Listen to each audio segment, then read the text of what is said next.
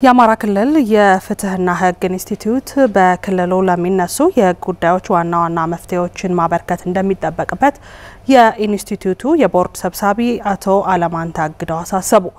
ኢንስቲትዩቱ እንደገና ለማደራጀት የተሰራው ስራ ትልቅ ኃላፊነት የሚሰጥ መሆኑን ደግሞ የኢንስቲትዩቱ ዋና ዳይሬክተር ዶክተር ደሴ ጥላውን አስረድተዋል። የአማራ ክልል የፍትህና ህግ ኢንስቲትዩት የስራ ማስጀመሪያ መድረክ አካሂዷል። ሰለሞን ዘመኑ ዝርዝር አለው። የአማራ ክልል ምክር ቤት ከየካቲት 4 እስከ 7 2017 ዓ.ም ባካሄደው 6ኛ ዙር 4ኛ ዓመት 9ኛ መደበኛ ጉባኤ ላይ የክልሉ የፍትህና የህግ ኢንስቲትዩት በአዋጅ እንደገና መደራጀትን መነሻ በማድረግ የክልሉ የፍትህና የህግ ኢንስቲትዩት እንደገና ተደራጅቷል። ኢንስቲትዩቱም እንደገና በመደራጀት የሥራ ማስጀመሪያ የትውውቅ መድረክ አዘጋጅቷል።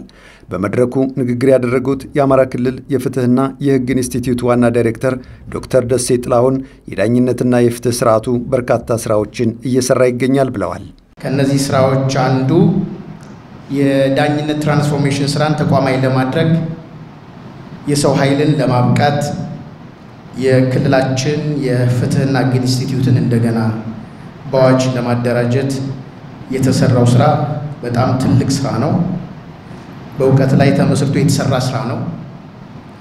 ፍርድ ቤቶቻችን ተቋማዊ ትራንስፎርሜሽን ለማረጋገጥ ትልቁና ቁልፉ የሰው ኃይል ነው በሚል ከዚህ በፊት የነበሩ የአደረጃጀት የግብዓት ችግሮችን ለመቅረፍ ዝርዝር ጥናት ከተካሄደ በኋላ በክልሉ ምክር ቤት ተመክሮበት በአዋጅ እንዲጸድቅ መደረጉ በጣም ትልቅ ኃላፊነት ነው። የአማራ ክልል ጠቅላይ ፍርድ ቤት ፕሬዝዳንትና የኢንስቲትዩቱ የቦርድ ሰብሳቢ አቶ አለማንተ አግደው በበኩላቸው ኢንስቲትዩቱን እንደገና ማደራጀት ያስፈለገበትን ምክንያት ጠቅሰዋል። አሁን ላይ እንደገና ማደራጀት ያስፈለገበት ዋና ምክንያት ገለልተኛ እና ነፃ ሆኖ ብቁ የሆኑ የዳኝነትና የፍትህ አካላት ባለሙያዎችን ማፍራት እንዲችል እንደዚሁም በአገር አቀፍና በክልል ደረጃ በሌሎች ክልሎችም ካለው አደረጃጀት ጋር የተናበበ ለማድረግ ታስቦ የተደረገ ነው።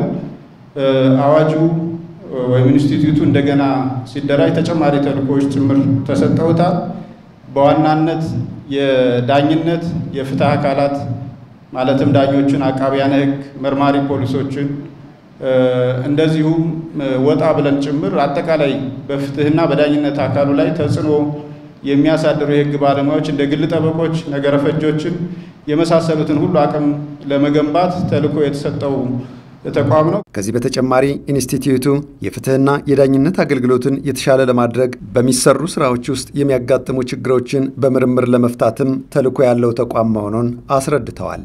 ቦርዱ ኢንስቲትዩቱ ውጤታማ እንዲሆን በርትቶ በመስራት ይደግፋል ያሉት አቶ አለማንተ የተቋሙ ሰራተኞችም ለውጤታማነቱ እንዲበረቱ አሳስበዋል። ይሄ ተቋም በክልል ደረጃ ለፍርድ ቤት፣ ለአቃቢያን ህግ፣ ለፖሊስ እና ለሌሎች የፍትህ አካላት እንደ ጀርባ አጥንት ተደርጎ የሚቆጠር ከፍተኛ ተልእኮ የተሰጠው ከጥናትና ምርምር አንጻርም ለፍትህ አካላት ብቻ ሳይሆን እንደ ክልል ለሚነሱ የህግ ጉዳዮች አይነተኛ መፍትሄ ሊሆኑ የሚችሉ የችግሮችን መንስኤ የለዩ ውጤታማ የምርምር ስራዎችን እንዲያወጣ ይጠበቅበታል።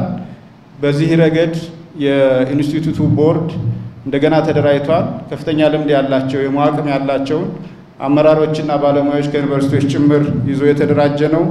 ስለሆነም ቦርዱ ይሄንን ስራ ለመደገፍ ተቋሙ ይሄን ተልእኮውን በአግባቡ እንዲወጣ ለማድረግ የጀመራቸው ስራዎች አሉ። ይሄንን አጠናክሮ የሚቀጥል ስለመሆኑ በራሴና በቦርዱ ስም ለማረጋገጥ እወዳለሁ። ኢንስቲትዩቱ እንደገና እንዲደራጅ የክልሉ ምክር ቤት ላደረገው ጥረትም አቶ አለማንተ አመስግነዋል።